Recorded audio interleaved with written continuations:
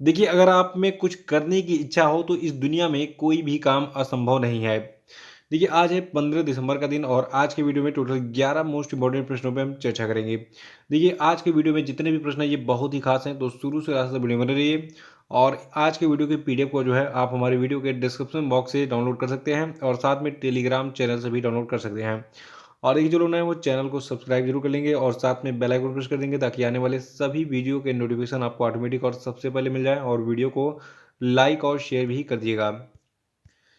देखिए, आज का हमारा पहला प्रश्न है कि हाल ही में कितने हिमालयी औषधि पौधों को IUCN रेड लिस्ट में शामिल किया गया है? तो देखिए, इन पौधों की संख्या है 3। और देखिए, हिमालय में पाए जाने वाले ये 3 औषधि पादप प्रजातियां हैं: मेइजोट्रोपिस पेलिटा, फ्रिटिलारिया सिरोहोसा और डैक्टाइलोरिजा हैटागिरिया। तो इन तीनों को अभी हाल ही में IUCN की रेड लिस्ट में शामिल किया गया है। देखिए, रेड लिस्ट में उन पौधों को शामिल किया जाता है जो कि संकटग्रस्त हैं, जिनका अस्तित्व खतरे में है, जो कि विलुप्त होने के कगार पर हैं। देखिए, इन तीनों का औषधि यूज होता है, इसलिए इनका मार्केट में डिमांड भी बहुत ज़्यादा है। और तीनों का जो है, देखिए, डिमांड जब ज़्यादा होगी तो इसका जो है अधिक से अधिक कटाई होगा।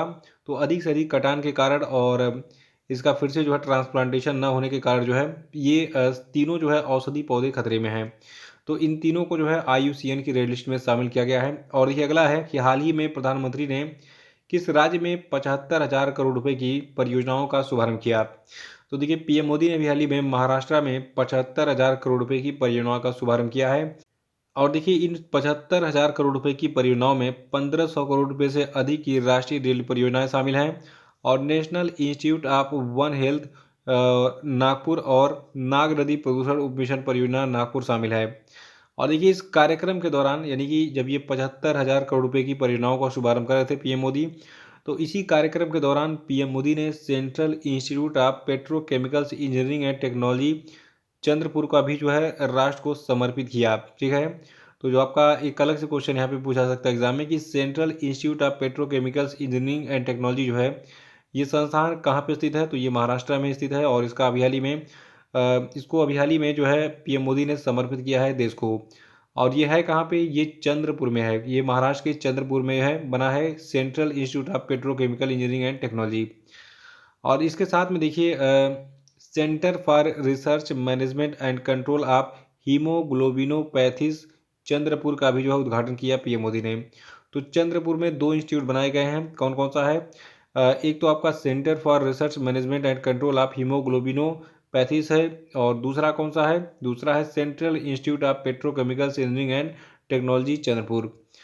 तो इन दोनों संस्थानों के नाम याद रखिएगा। और अगला प्रश्न है कि श्री अरबिंदो की 150वीं जयंती किस वर्ष मनाई गई? तो देखिए, इस साल हमने 2022 में श्री अरबिंदो की 150वीं जयंती मनाई। श्री अरबिंदो कौन थे? देखिए, श्री अरबिंदो जो है इनका जन्म 15 अगस्त 1872 को हुआ था और ये एक दूरदर्शी व्यक्ति थे जिन्होंने भारत के स्वतंत्रता संग्राम में अतुलनीय योगदान दिया था। और देखिए, हाल ही में पीएम मोदी ने जो है आज़ादी का अमृत महोत्सव के तत्वाधान में पुदुचेरी के कंबन कलई संगम में जो है वीडियो कॉन्फ्रेंसिंग के माध्यम से श्री अरबिंदो के 150वीं जयंती समारोह को संबोधित किया था। और चौथा प्रश्न कि हाल ही में किस देश के साथ माइग्रेशन और मोबिलिटी पर संयुक्त घोषणा पत्र पर भारत ने हस्ताक्षर किया? तो देखिए, भारत ने जो है फिनलैंड के साथ में माइग्रेशन और मोबिलिटी पर संयुक्त घोषणा पत्र पर हस्ताक्षर किया था। और देखिए, हाल ही में माइग्रेशन और मोबिलिटी पर पारस्परिक रूप से लाभकारी समझौते तक पहुंचने के लिए भारत और फिनलैंड ने प्रवासन और गतिशीलता पर एक संयुक्त वक्तव्य पर हस्ताक्षर किया है। और देखिए, इस समझौते पर केंद्रीय विदेश राज्य मंत्री वी मुरलीधरन और फिनलैंड की रोजगार मंत्री सुश्री तुला हैटेनेन ने हस्ताक्षर किया है। देखिए, फिनलैंड देश की अगर बात करें तो इसकी राजधानी हेलसिंकी है और प्रधानमंत्री हैं सना मरीन और फिनलैंड के राष्ट्रपति का नाम है सौली निनिस्टो। पांचवा प्रश्न है कि हाल ही में अगली पीढ़ी के लिए धूम्रपान पर प्रतिबंध लगाने के लिए किस देश ने तंबाकू कानून पारित किया? तो देखिए, जो आपका न्यूजीलैंड है इसने जो है अगली पीढ़ी के लिए धूम्रपान पर प्रतिबंध लगाने के लिए तंबाकू कानून पारित किया है पूरे देश में। देखिए, ये तंबाकू कानून है क्या और ये कैसे लागू होगा, इसको मैं आपको बताने जा रहा हूँ, ध्यान सुनिए। देखिए, न्यूजीलैंड की सरकार ने नई जनरेशन में स्मोकिंग यानी कि धूम्रपान को रोकने के उद्देश्य से अभी हाल ही में पूरे देश में एक नया टोबैको लॉ लेकर आई है। और ये नया कानून जो है 2023 में लागू कर दिया जाएगा, यानी कि अगले साल लागू हो जाएगा। और इसके तहत 1 जनवरी 2009 के बाद पैदा हुए किसी भी व्यक्ति को सिगरेट की खरीद पर प्रतिबंध होगा। और अगला प्रश्न है कि प्रधानमंत्री ने 11 दिसंबर 2022 को किस राज्य में अखिल भारतीय आयुर्वेद संस्थान का उद्घाटन किया? तो देखिए 11 दिसंबर को पीएम मोदी ने गोवा में जो है अखिल भारतीय आयुर्वेद संस्थान का उद्घाटन किया था।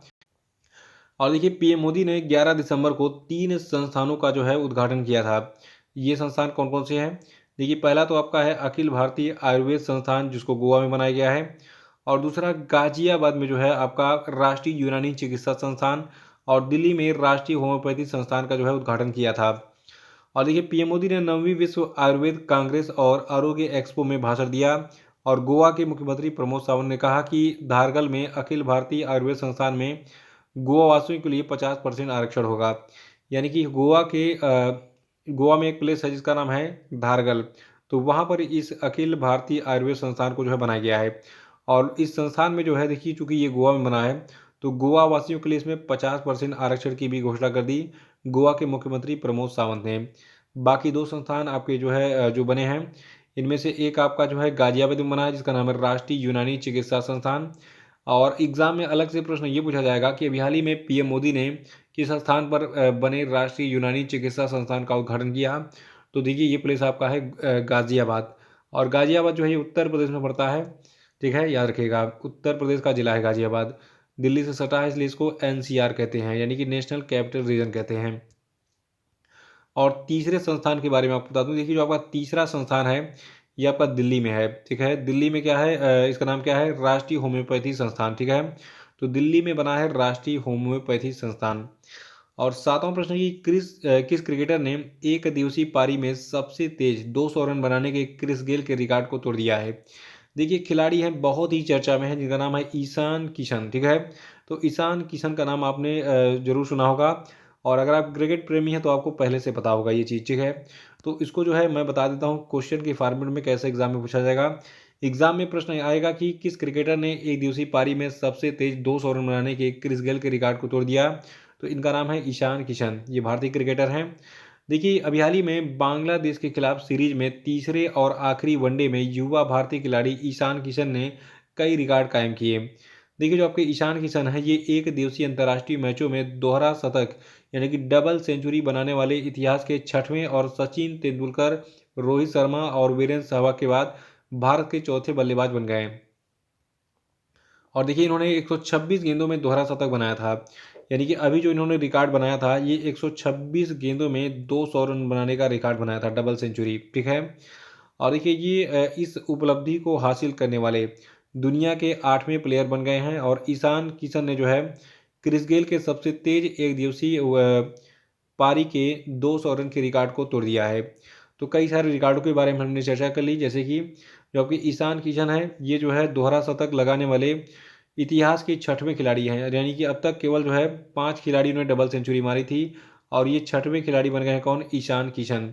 और दूसरा रिकॉर्ड इन्होंने क्या बनाया है कि ये सबसे तेजी से 200 रन बनाने का जो है इन्होंने रिकॉर्ड बनाया है, और केवल 126 गेंदों पे इन्होंने 200 रन बना दिए थे, डबल सेंचुरी लगा दिया था। और ऐसा करके इन्होंने जो आपका क्रिस गेल का रिकॉर्ड है इसको तोड़ दिया था। तो इसको याद रखिएगा, ये मोस्ट इंपॉर्टेंट है और ये एग्जाम में पूछा भी जाएगा, ठीक है।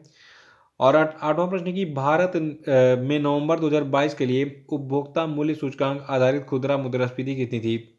तो देखिए भारत में नवंबर 2022 के लिए जो उपभोक्ता मूल्य सूचकांक है यानी कि कंज्यूमर प्राइस इंडेक्स है, इस पर आधारित खुदरा मुद्रास्फीति जो है 5.88% थी। देखिए नवंबर 2022 में भारत में खुदरा मुद्रास्फीति जैसे कि उपभोक्ता मूल्य सूचकांक द्वारा मापा जाता है, सालाना आधार पर 11 महीने के निचले स्तर 5.88% पर आ गई। देखिए अक्टूबर की बात करें तो पिछले यानी कि अक्टूबर महीने में महंगाई दर 6.77% थी, और ये आपका नवंबर में कितना हो गई, 5.88%। और नवा प्रश्न है कि भारत की पहली मास सेगमेंट फ्लेक्स फ्यूल कार किस कंपनी के द्वारा लॉन्च की गई है? तो देखिए भारत की जो पहली मास सेगमेंट फ्लेक्स फ्यूल कार है ये मारुति सुजुकी के द्वारा हाल ही में लॉन्च की गई है। यहाँ पे आपको एक शब्द समझ में नहीं आ रहा होगा कि फ्लेक्स फ्यूल कार क्या होती है। देखिए मारुति सुजुकी इंडिया लिमिटेड जो है इसने वैगनार फ्लेक्स फ्यूल प्रोटोटाइप वाहन को अभी हाल ही में दिल्ली में लॉन्च किया है। और इस फ्लेक्स फ्यूल कार की विशेषता ये होगी कि ये कार 20% एथेनॉल यानी कि एथिल अल्कोहल और 85% पेट्रोल मिक्सचर के साथ इथेनॉल पेट्रोल मिक्सचर पर चलने के लिए डिज़ाइन की गई है। यानी कि हम कह सकते हैं कि अगर 20 ग्राम, एक मैं रेशियो बता रहा हूँ, ग्राम में नहीं, हमेशा देखिए पेट्रोल को हमेशा लीटर में ही नापेंगे, लेकिन मैं एक रेशियो आपको बता रहा हूँ, चलिए लीटर में बताता हूँ। अगर 20 लीटर हमारे पास क्या है, एथेनॉल है, तो उसमें हम 85 लीटर पेट्रोल मिलाएंगे और इस मिक्सचर का यूज़ होगा किसमें, जो आपका फ्लेक्स फ्यूल कार होगा, जो कि अभी हाल ही में मारुति ने लॉन्च किया, इसका नाम है वैगनार फ्लेक्स फ्यूल कार। तो ऐसे जो है मिक्सचर करके इसमें यूज़ किया जाएगा फ्यूल के रूप में। देखिए इसको E85 फ्यूल भी कह सकते हैं हम। तो जो आपका फ्लेक्स फ्यूल है इसको E85 फ्यूल कह सकते हैं, क्योंकि इसमें 85% पेट्रोल मिला होगा, ठीक है। तो E85 ईंधन पर चलने वाली ethanol fuel based WagonR flex fuel prototype vehicle पारंपरिक गैसोलीन वैगन आर मॉडल की जो है की तुलना में ग्रीन हाउस गैसों की 79% तक कम करने में जो है मदद करेगा। और साथ ही ये भारत के आत्मनिर्भर भारत पहल को भी गति प्रदान करेगा।